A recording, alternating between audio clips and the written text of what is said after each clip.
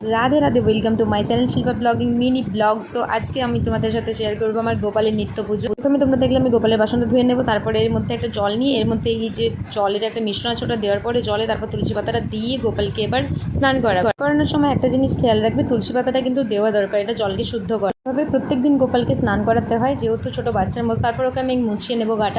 সকালবেলা পুজোতে যে কোনো একটা ফল দিতে হয়, আমি আমাদের গাছ থেকে সবেদাগুলো নিয়ে এসেছি। তারপর আমি গোপালকে জামাটা পরিয়ে দিলাম। ব্যস্ততার মধ্যে এটা আমার একটা কাজ। তো এই যে দেখতে পাচ্ছ রেডি, ওর আমি তুলসী মালা দিয়ে দেবো, তারপর হাতে একটা বাঁশি দিয়ে দেবো।